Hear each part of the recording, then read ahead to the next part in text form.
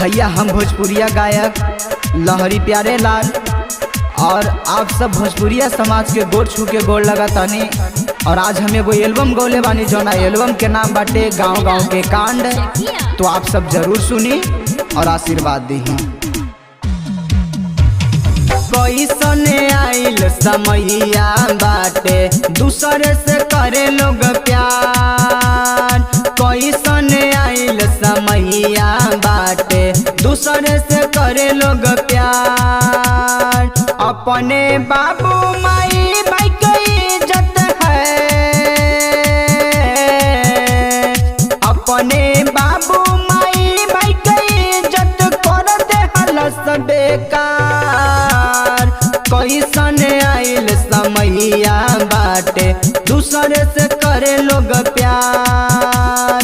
कैसने आइल समैया बाटे दूसरे से करे लोग प्यार। जौना लड़की समाज के बीच होला, जौना लड़की समाज के बीच होला ओकरे नाम होला। जौना लड़की समाज के बीच होला ओकरे नाम होला। जे बाप के पगड़ी बचावेला, जे बाप के पगड़ी बचावेला वही बेटी के पहचान होला, वही बेटी के पहचान होला, वही बेटी के पहचान होला।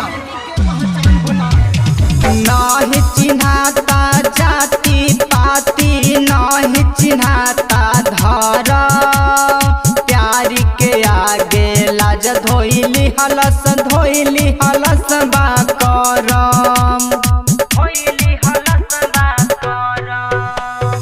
नाही चिन्हाता जाति पाति, नाही चिन्हाता धर्म। प्यारी के आगे लाज धोइली हलस बा करम। बाप माई के सिरवा झुकैली है, भाई चाचा के सिरवा झुकैली उठ न दिहलस नजर। कैसने आइल समैया बाटे दूसरे से करे लोग प्यार। कैसने आइल समैया बाटे दूसरे से करे लोग प्यार। जे बाप माई के मान न समझी, जे बाप माई के मान न समझी उ लोग के का समझी। जे बाप माई के मान न समझी उ लोग के का समझी। जेकरा गैर से दिल लग गइल बा, जेकरा गैर से दिल लग गइल बा वो अपन के इज्जत का समझी, वो अपन के इज्जत का समझी, वो अपन के इज्जत का समझी।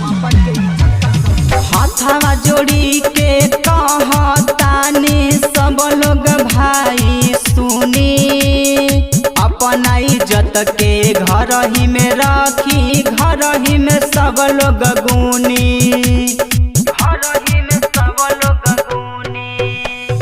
हाथवा जोड़ी के कहतानी सब लोग भाई सुनी। अपना इज्जत के घर ही में रखी, घर ही में सब लोग गुनी।